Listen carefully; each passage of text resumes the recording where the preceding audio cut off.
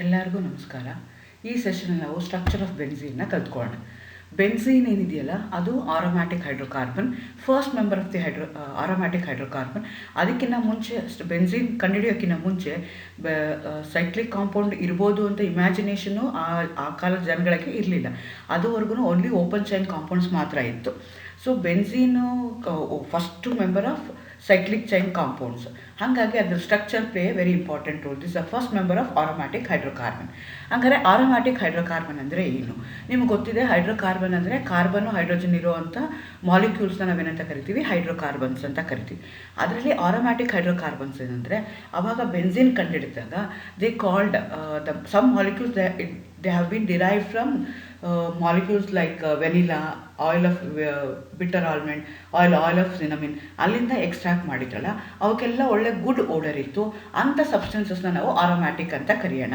The substances which going to have a good aroma, those substances will call it as aromatic hydrocarbons ಅಂತ ಅವರು consider ಮಾಡಿಕೊಟ್ರು. Actually ಆರೋಮಾ ಅನ್ನೋದು Greek term. ಹಂಗಂದ್ರೆ ಏನು ಅಂದರೆ ಪ್ಲೆಸೆಂಟ್ ಸ್ಮೆಲ್ ಅಂತ. ಸೊ ಹಾಗಾಗಿ ಆ ಕಾಂಪೌಂಡ್ ಏನು ಮಾಡಿದ್ರು, ಆರೋಮ್ಯಾಟಿಕ್ ಅಂತ ಕರೆದ್ರು. ಬಟ್ ಆಮೇಲೆ ಅವ್ರಿಗೆ ಗೊತ್ತಾಯಿತು, ಎಷ್ಟೊಂದು ಆರೋಮ್ಯಾಟಿಕ್ ಹೈಡ್ರೋಕಾರ್ಬನ್ಗೆ ಅನ್ಪ್ಲೆಸೆಂಟ್ ಸ್ಮೆಲ್ ಇರುವಂಥ ಆರೋಮ್ಯಾಟಿಕ್ ಹೈಡ್ರೋಕಾರ್ಬನ್ಸು ಇದೆ.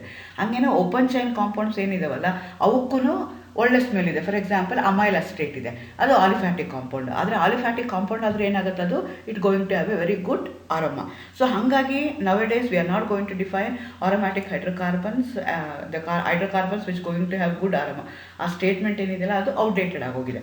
ಆದರೆ ಈಗ ನಾವು ಹೆಂಗೆ ಡಿಫೈನ್ ಮಾಡ್ತೀವಿ ಅಂದರೆ, aromatic hydrocarbons are one which going to follows or which going to obeys the Huckel's rule.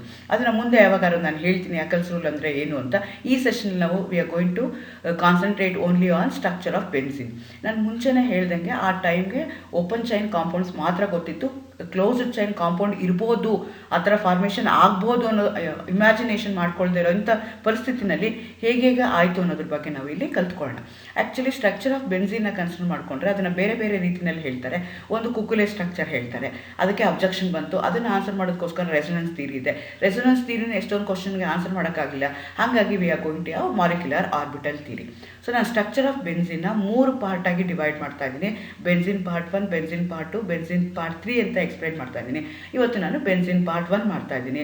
Basic structure, ಕುಕುಲೆ structure ಹೆಂಗಾಯಿತು ಅದ್ರ ಬಗ್ಗೆ ನಾನು ಈ ಸೆಷನಲ್ಲಿ ನಿಮಗೆ ಎಕ್ಸ್ಪ್ಲೇನ್ ಮಾಡ್ತೀನಿ. ಸೊ ಹಾಗಾದರೆ ಬೆನ್ಝೀನ್ನ ಹೇಗೆ ಐಸೋಲೇಟ್ ಮಾಡಿದ್ರು? First it was isolated in 1825 by Michael Faraday.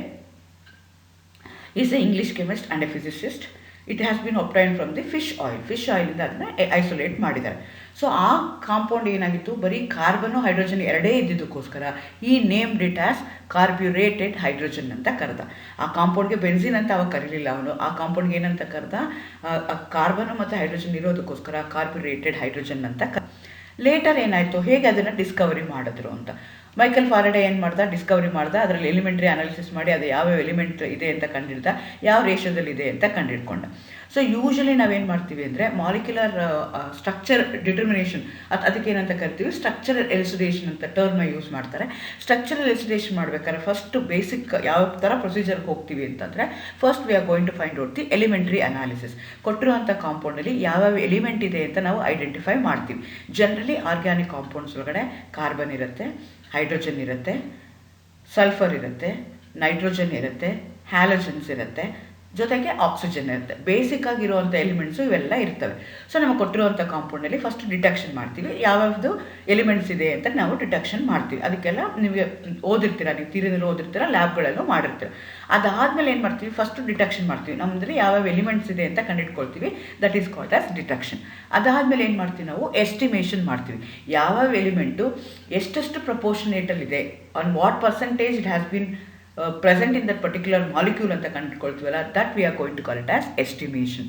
Estimation ಮಾಡಿದ್ಮೇಲೆ ನಮಗೆ ಗೊತ್ತಾಗುತ್ತೆ ಕೊಟ್ಟಿರುವಂಥ ಎಲಿಮೆಂಟ್ಸು ಯಾವ ರೇಷಿಯೋದಲ್ಲಿದೆ. ಸೊ ಅದನ್ನು ಕಂಡಿಡ್ಕೊಂಡ್ಮೇಲೆ ನಾವು ಅದಕ್ಕೆ ಆ ಫಾರ್ಮ್ಲಾಗೆ ಏನಂತ ಕರಿತೀವಿ, ನಾವು ಎಂಪರಿಕಲ್ ಫಾರ್ಮುಲಾ ಅಂತ ಹೇಳ್ತೀವಿ.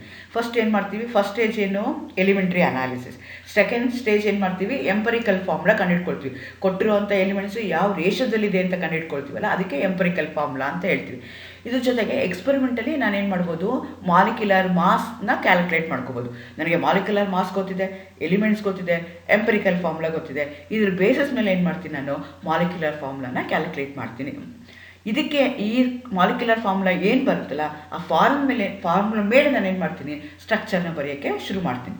Structure play A very important roll. ಯಾಕೆ ಅಂದರೆ ಆರ್ಗ್ಯಾನಿಕ್ ಕಾಂಪೌಂಡ್ ಸ್ಟ್ರಕ್ಚರ್ ಬರೆದಾಗ ಅದರಲ್ಲಿ ಯಾವ ಫಂಕ್ಷನಲ್ ಗ್ರೂಪ್ ಇದೆಯಲ್ಲ, based on that functional group ನಿಮ್ಮ ಕಾಂಪೌಂಡ್ ಆ ರೀತಿ ಬಿಹೇವ್ ಮಾಡೋಕ್ಕೆ ಶುರು ಮಾಡುತ್ತೆ. ಅದು ನಾನು ಲಾಸ್ಟ್ ಎಪಿಸೋಡ್ಗಳಲ್ಲೇ ನಿಮಗೆ ಹೇಳ್ಕೊಟ್ಟಿದ್ದೀನಿ.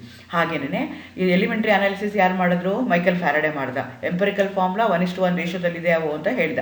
ಅದನ್ನು ಮಾಲಿಕ್ಯುಲರ್ ಫಾರ್ಮುಲಾ ಯಾರು ಕಂಡುಹಿಡಿದ್ರು ಅಂದರೆ, ಮಾಲಿಕ್ಯುಲರ್ ಫಾರ್ಮುಲಾನು ಕಂಡುಹಿಡಿದು ಅದನ್ನು ಸಿಂಥಸೈಸ್ ಮಾಡಿದ್ದು 1834 ಹೆಲ್ಹರ್ಡ್ ವಿಚಸ್ಕಿ ಅಂತ ಹೇಳ್ತಾರೆ, ಅವನು ಅದನ್ನು ಮಾಡ್ತಾನೆ.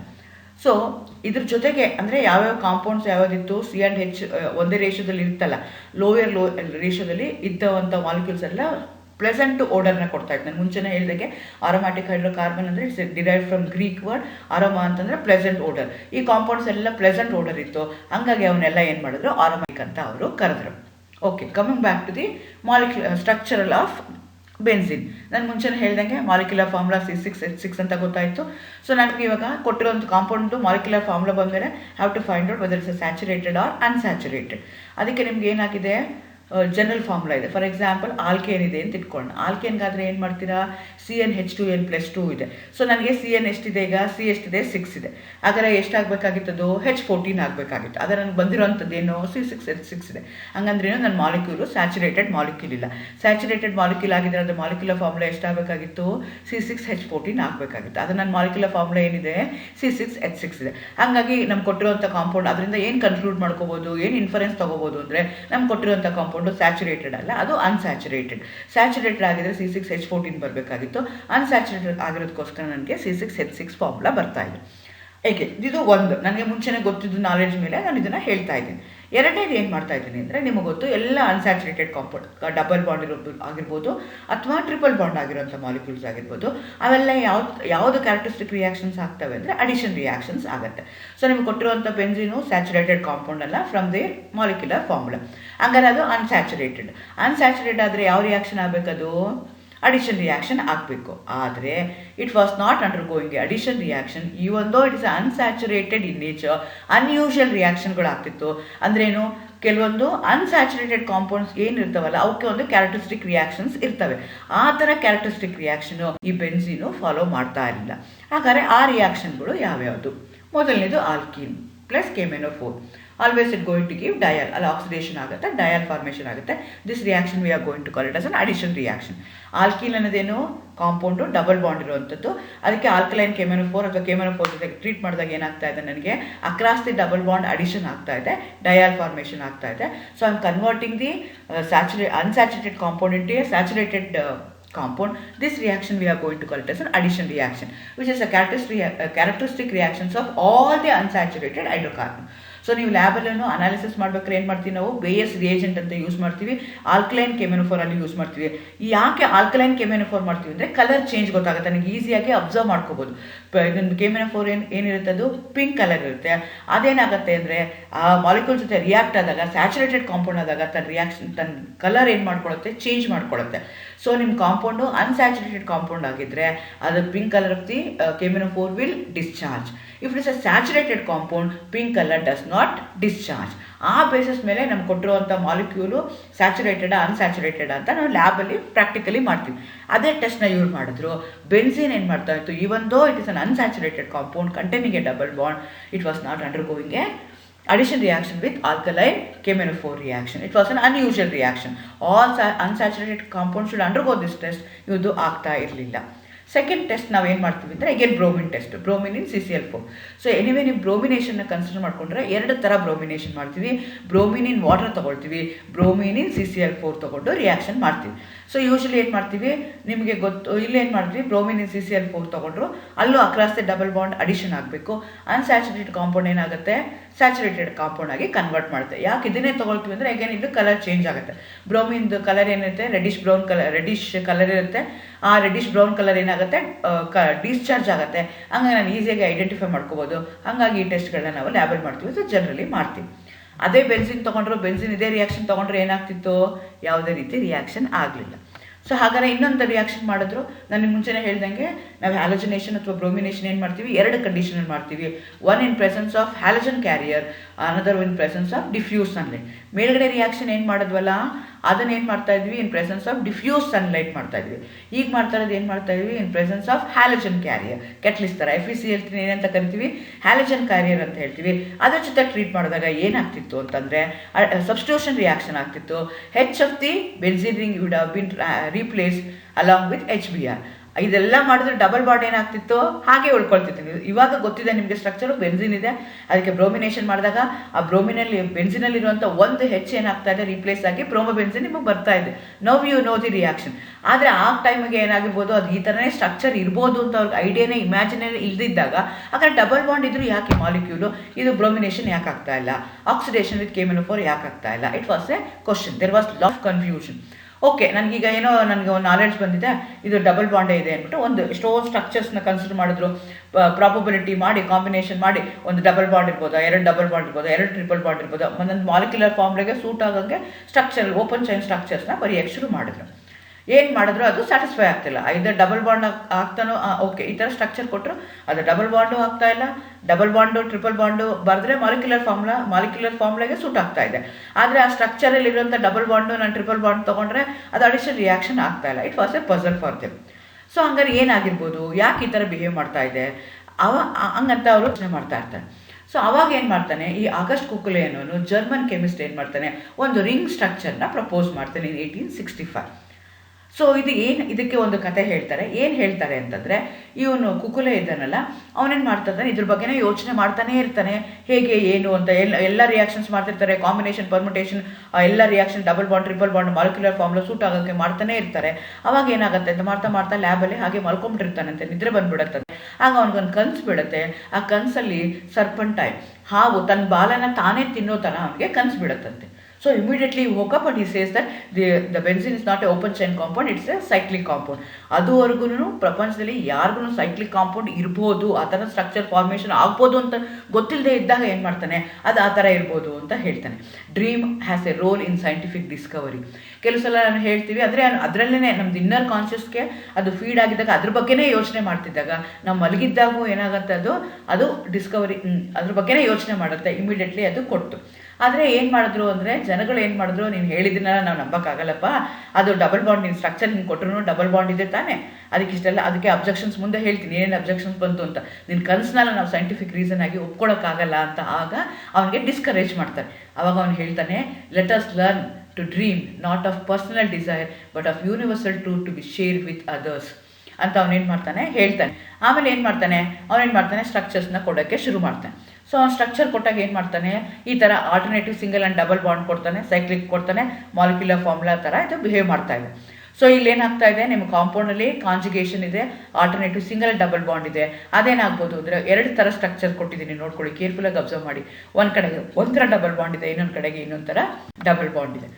ಇಷ್ಟೆಲ್ಲ ಸ್ಟ್ರಕ್ಚರ್ ಕೊಟ್ಟ ಮೇಲೆ ಅದಕ್ಕೆ ಈಗ ಎಲ್ಲರೂ ಏನು ಮಾಡಿದ್ರು, ನೀನು ಸ್ಟ್ರಕ್ಚರ್ ಕೊಟ್ಟಿದ್ಯಪ್ಪ ಆಯಿತು, ನಮಗೆ ಇದೆಲ್ಲ ಪ್ರಶ್ನೆಗಳಿವೆ, ಇದಕ್ಕೆಲ್ಲ ನೀನು ಆನ್ಸರ್ ಹೇಳು, ಆವಾಗ ನಾವು ನೀನು ಸ್ಟ್ರಕ್ಚರ್ನ ಅಕ್ಸೆಪ್ಟ್ ಮಾಡ್ಕೊಳ್ತೀವಿ ಅಂತ ಅಂದರು.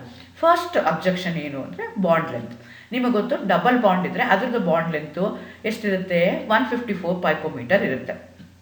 ಸಿಂಗಲ್ ಬಾಂಡ್ ಇದ್ದರೆ 134 ಪೈಕೋಮೀಟರ್ ಇರುತ್ತೆ. ಅಂದರೆ ಎಲ್ಲ ಆರ್ಗ್ಯಾನಿಕ್ ಕಾಂಪೌಂಡಲ್ಲಿ ಕಾರ್ಬನ್ ಇತ್ತು, ಸಿಂಗಲ್ ಬಾಂಡ್ ಇತ್ತು ಅಂದರೆ 134 ಪೈಕೋಮೀಟರ್ ಇರುತ್ತೆ, ಡಬಲ್ ಬಾಂಡ್ ಇತ್ತು ಅಂದರೆ 154 ಪೈಕೋಮೀಟರ್ ಇರುತ್ತೆ.